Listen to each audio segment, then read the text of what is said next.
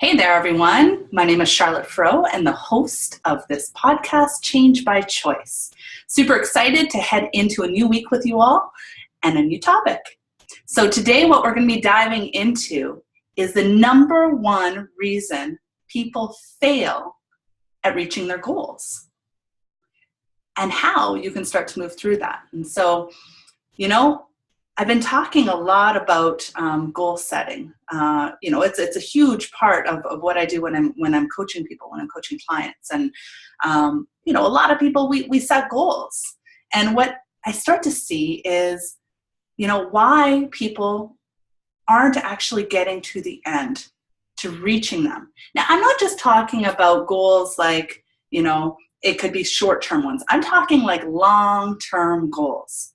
When you start to set your vision, for 3 years down the road, 5 years down the road, 10 years down the road, those goals that just don't happen overnight, that they require a multitude of steps to get to. It could be anything from like changing careers, creating your own brand, launching a business. It could be changing your financial, where you're at financially. It could be long-term weight loss goals. It's really about the larger spectrum goals. So I often talk about this as like I said, like a longer-term vision. But, the common thread that happens, and I want you all to think about, what goals have you set for yourself that you haven't reached? And, maybe you keep setting it, or, you do it and you want it, you have the desire, but then you start to go do the work and, things come up like, I don't have enough time, or I don't have the resources, or maybe I don't have the support or the knowledge or the expertise. So all these obstacles start to come up. And those are natural, right? I always think of like, you got to be challenged when you're setting up, and starting to work towards those longer term visions. It's not going to just happen. And the challenge is good. This is what gets you to that next level of success in your life. But here's the thing. Those obstacles, they're not really the reason why you're not achieving them. And this is the misconception. And at one point, I would have probably said clarity might have been one of the top reasons. But you know what? It's not that either. It really comes down to commitment. Your ability to fully commit to that long-term goal. 2 feet in commitment. Not just until something hard happens, or not just, until, you start to lose that a little bit of that desire, or your ego kind of gets knocked down a few times, or somebody says no to you. When you think of the word commitment, it's about, have you really been committed to that goal? Because when you are fully standing in commitment, then all those little things that come up, you end up working through. Why? Because you're committed to the long-term success of that goal. You're committed to what life looks like beyond the obstacles. So I want you to reflect on your level of commitment in your life, because I truly feel this is something that's missing for a lot of people. You see it, people living in that avenue of the grass is greener somewhere else, rather than being fully committed in the choices that they're making. Now, on the flip side, we all know that my underlying message is you change by choice. Choice is a huge component. Your ability to choose commitment, also your ability to choose authentically and intentionally to cut things and leave things when they aren't serving you.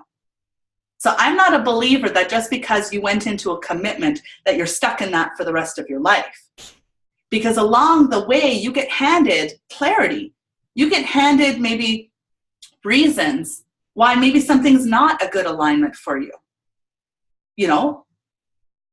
But here's what I really want to caution. That you're not just quitting and cutting out because it's hard, because your ego got tested. That if you ever cut something out, and it could be a task, a relationship, a job, thought processes that don't work for you, that don't serve you and your higher purpose, your highest self. That's really the case, right? Because it's very easy for us to tell ourselves lies and stories, which is like, oh, I didn't achieve that, or I didn't work towards that because, it just wasn't a good fit. It just didn't work out. Get real with yourself. Be honest with yourself. When you really want something and you desire something, you make it happen. You commit to it. Now, the big part of this is that this is a commitment to yourself, to your life, to your future self. So every time that you get distracted and you cut away and, that affects your productivity, it affects your energy, it affects your focus and clarity, you're also saying, like, you don't matter as much in the game. Because the things that you deemed most important in your life are also the ones that held you back. And so I want you to think about that and jot down, start to do a little reflecting. What is the most important priority outside of children, outside of normal obligations that are in your life? I'm talking about the things that really matter, that may be connected to your mission, to a purpose, to something that you want to leave behind, your legacy. And I get asked, people will tell me all the time, well, you don't always have to live your purpose through your work. And it's like, yeah, you don't. Some people choose different ways of connecting into their mission, into something or towards a goal that's outside of the career, right? It depends on which way you choose. At the end of the day, it really is about your happiness in all areas of your life. And if something is not working for you, then something is not working. And so really start to pay attention to what is holding you back. And let this be a reset. We're halfway through the year, and you can do this at any point in time. It's reanalyze what it is that you said 6 months before was most important to you. And have you started to carve away at that? Did you already cut it out of the equation? And once you do that work and that audit and that analysis, then what level of commitment did you have? And I want you to rate yourself from 1 to 10. And you can do this with anything in your life. How committed are you? 10 being, like I said, 2 feet in committed, there regardless of the obstacle, totally intended, intentional commitment. 1 being, you already quit. Where are you at?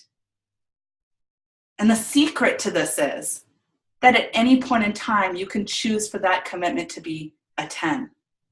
And when you're dealing with your goals, it should be a 10. Because if you allow there to be room for it to be lower than that, then you're essentially saying, just waiting for something to come up that may hinder my desire to want to push through and get it. So in my world, this is just my opinion, it's either a 1 or a 10. But you've got to make a decision for yourself if you want there to be an opening. And I encourage you to do this. If you're in a relationship right now, what's your level of commitment? I don't just mean are you 2 feet in committed, not dating other people, I'm talking commitment of the commitment of walking the walk, talking the talk, working through the hardships, the obstacles. Do you just avoid, or are you 2 feet in committed? Are you there and present and working through the hard times, or are you out? Be harder on yourself here. And really, about all areas of your life, if you're going to do something. Do it 2 feet in. Don't just do it 1 foot in. And if you had to cut everything that you were not 2 feet in committed to, what would you be left with?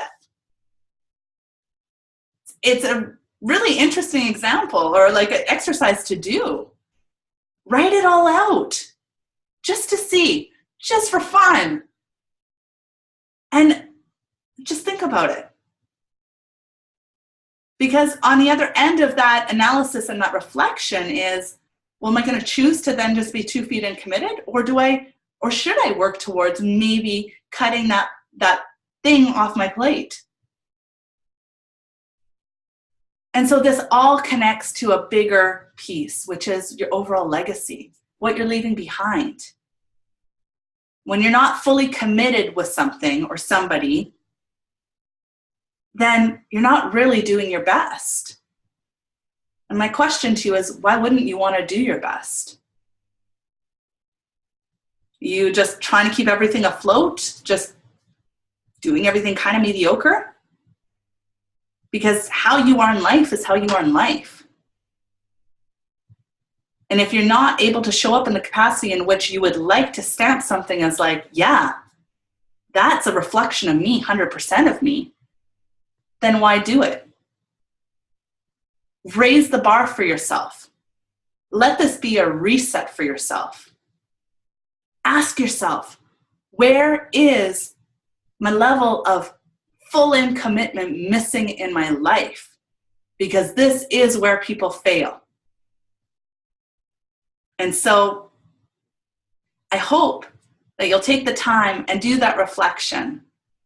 And it really is like we have the ability to create the life that we want, but it comes with hard work and intention and lots of bumps and struggles.